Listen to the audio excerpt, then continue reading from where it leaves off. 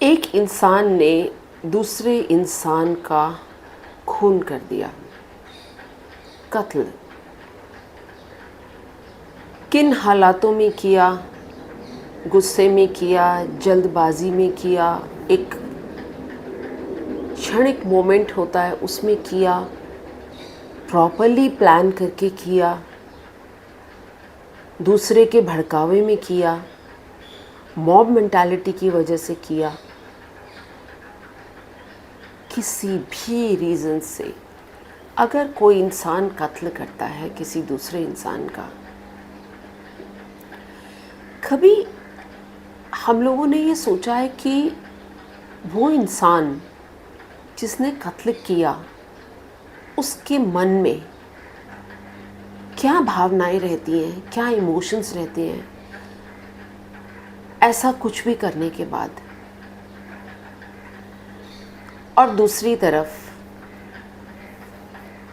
क्या हम इस चीज़ का अंदाज़ा लगा पाते हैं कि जिसका कत्ल हुआ वो किसी घर का बेटा होगा, किसी का फादर होगा, किसी फैमिली का सदस्य होगा, तो उसकी जो फैमिली पीछे छूट जाती है, उनके इमोशंस क्या होते हैं?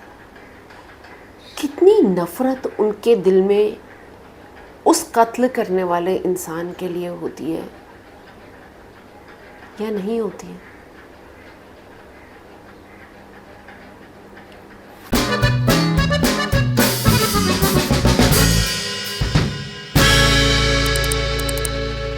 मधुस जो दिल कहे कि इस खूबसूरत फैमिली को मेरा प्यार भरा नमस्कार, आदाब।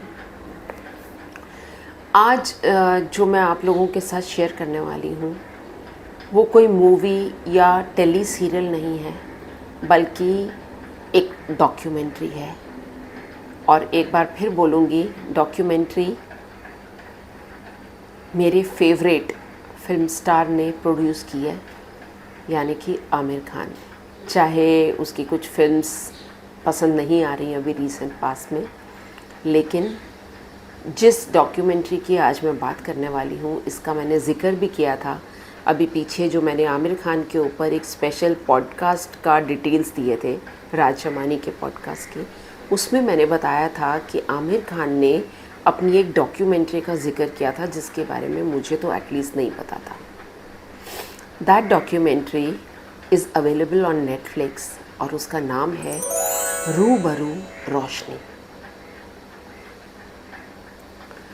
रूबरू रोशनी मतलब क्या है? रूबरू आमने सामने, रोशनी कौन सी रोशनी? आज मैं इसी के बारे में कुछ आप लोगों से बात करने वाली हूँ। दोस्तों, अगर आपको ध्यान हो, अगर आप मेरी एज के हैं तो आप बहुत अच्छे से जानते हैं, यंगर जनरेशन को शायद नहीं पता होगा। इंदिरा गांधी की डेथ के बारे में तो सबको पता है, हमारी ex prime minister. She was assassinated by some 6 उन्हीं के सिक्योरिटी गार्ड्स थे।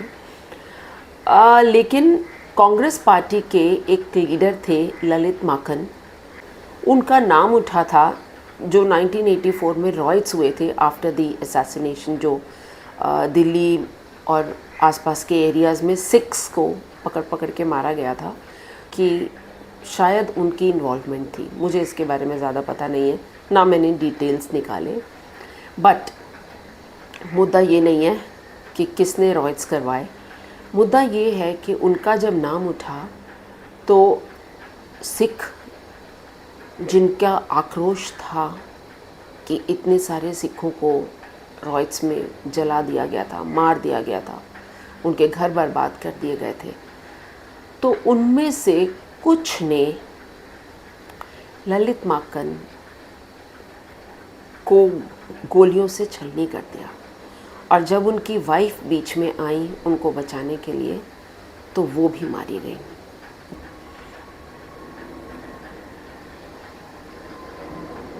जिन्होंने मारा उनको सज़ा हुई, पकड़े गए, जेल में थे, लेकिन ललित माकन और उनकी वाइफ इकलौती बेटी उस वक्त कितने साल की थी जब उसने अपने माँ बाप को खो दिया? वो थी सिर्फ 6 साल की छोटी सी बच्ची।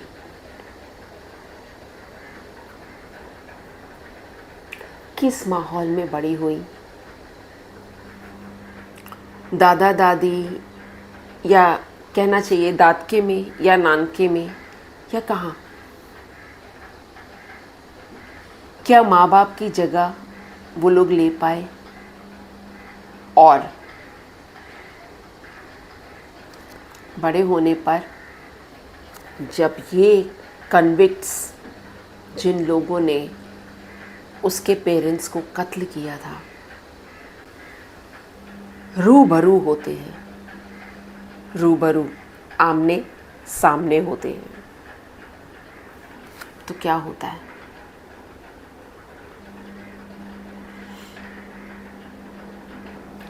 ऐसी ही एक और कहानी एक क्रिश्चियन नन की, जो मध्य प्रदेश के गांव में रहने वाले कम पढ़े लिखे या अनपढ़ लोगों को इस चीज़ का ज्ञान देती थी कि वो किस तरीके से अपनी लाइफ को बेटर कर सकते हैं। जो मनी लेंडर्स होते हैं, जो उन्हें बहुत ज़्यादा ब्याज पर पैसा देते हैं, लोन, उसकी जगह अगर वो बैंक से जाकर लोन लेंगे तो उनको फ़ायदा होगा। ऐसी एजुकेशन वो उनको देती हैं जिस वजह से वहाँ के मनी लेंडर्स उनके खिलाफ़ हो जाते हैं। और ये मनी लेंडर्स किस तरह से लोगों को भड़काते हैं। भड़काने में सबसे बड़ा मुद्दा होता है ये हिंदुओं को क्रिश्चियन में कन्वर्ट कर रही हैं। और उस भड़कावे में आकर एक आदमी अनपढ़, ऑलमोस्ट अनपढ़, इस नन का बेरहमी से बस में कत्ल कर देता है। चाकू घोंप घोंप के कत्ल कर देता है। इस नन की फैमिली भी इस कातिल के रूबरू होती है। क्या रिएक्शन होता है दोनों का? एक और कहानी 26/11 के मुंबई अटैक्स को कौन भूल सकता है? 26/11 के अटैक में अजमल कसाब, जो जिंदा पकड़ा गया था टेररिस्ट, बाकी सब तो मार दिए गए थे, उनके मरने से पहले उन्होंने पता नहीं कितने लोगों को मारा। चाहे वो पुलिस ऑफिशियल्स थे, चाहे वो एक रेस्टोरेंट में बैठे हुए गेस्ट थे, चाहे होटल में रहते हुए लोग थे, चाहे रेलवे स्टेशन पर ट्रैवल करते हुए लोग थे। किसको नहीं मारा? लाशें ही लाशें बिछी थी मुंबई में 26/11 अटैक में। उन लाशों में से 2 लाशें थीं एक यूएस बेस्ड फैमिली की, जिनमें बीवी, हस्बैंड और उनकी एक टीनेजर बेटी। बीवी किसी वजह से यूएसए थी, वो यहाँ नहीं आई थी, लेकिन उसके हस्बैंड और उसकी बेटी यहाँ पर एक मेडिटेशन का एक प्रोग्राम अटेंड करने के लिए आए थे, जो ओबरॉय होटल में रह रहे थे और उसके रेस्टोरेंट में उस टाइम पर खाना खा रहे थे जब ये अटैक हुआ। भून दिया गया उनको भी दूसरे लोगों की तरह, उनकी बेटी को भी नहीं बख्शा गया। और किया ये लेडी वहाँ बैठे हुए यूएस में बिल्कुल हकी बक्की थी और सिर्फ न्यूज़ से समझ पा रही थी कि अब उनकी बेटी और उनके हस्बैंड इस दुनिया में नहीं रहे। अजमल कसाब पकड़ा गया और अजमल कसाब ने अपनी सारी जो भी स्टेटमेंट्स थी वो एक पब्लिक डोमेन में बहुत ओपन है, बहुत ओपन है। क्या साइकी थी उसकी, किस वजह से उसने इस टेररिस्ट अटैक का पार्ट होने का फैसला लिया, या ये कहिए कि फैसला उसने नहीं लिया, उसके परिवार ने लिया उसके लिए। उसके इमोशंस क्या थे ये सब कुछ करने के बाद, और रूबरू किया, या ये कहिए किया, रिप्रेजेंटिंग उन सब को जिन लोगों ने अपने किसी न किसी को गवाया 26/11 के अटैक में। रूबरू ये डॉक्यूमेंट्री इन 3 इंसिडेंट्स के ऊपर है। एक इंसान जो गुस्से में, वहशत में, तैश में, जेलसी में, सोच समझ के या किसी भी कारण से जब कोई मर्डर करता है, उस टाइम पर तो वो कर देता है वो काम। बाद में उसकी भावनाएं क्या होती हैं, और ये फैमिलीज़ जो सालों तक इनसे नफ़रत करती रहती हैं, ये सज़ा भुगत रहे हैं, ये गोली खा चुके, इनको फांसी की सज़ा हो गई या लाइफ टर्म हो गई, लेकिन उसके बावजूद भी एक नफ़रत दिल से नहीं जाती। वो सुकून नहीं मिलता दिल को कि मेरे परिवार को मार दिया गया। 6 साल की बच्ची अवंतिका ने अपने पेरेंट्स को खो दिया। 41 ईयर ओल्ड नन ने अपनी जान गंवा दी, और उनकी हम्बल क्रिश्चियन फैमिली जो डिवोटेड थी अपने मिशनरीज में, बूढ़ी माँ आज भी आंसू बहा रही है। और उसके ये जो कातिल था, उसने जो कुछ भी किया, किस वजह से किया, उसका तो कुछ लेना देना भी नहीं था।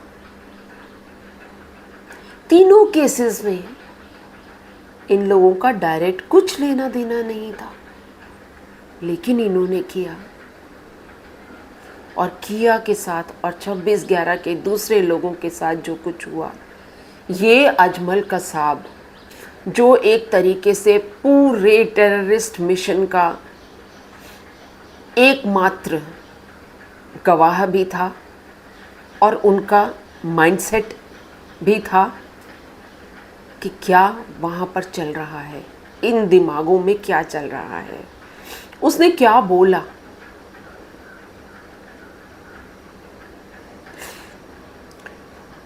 ज़रूर देखिए इस डॉक्यूमेंट्री को नेटफ्लिक्स पर, रूबरू रोशनी, क्योंकि इससे ज़्यादा डिटेल्स अगर मैं दूंगी तो आपके वो इमोशंस जो आप इस डॉक्यूमेंट्री को देखकर एक्सट्रैक्ट करेंगे उसमें से, मैं उनको ख़त्म कर दूंगी। I don't want to spoil your show. देखिए और मुझे कमेंट बॉक्स में बताइए कि वो चेहरे कैसे होते हैं या क्यों होते हैं, और क्या वो नफरत करने के लायक हैं या माफ़ी देने के लायक हैं, या सज़ा देने के लायक हैं। फिर मिलती हूँ आपसे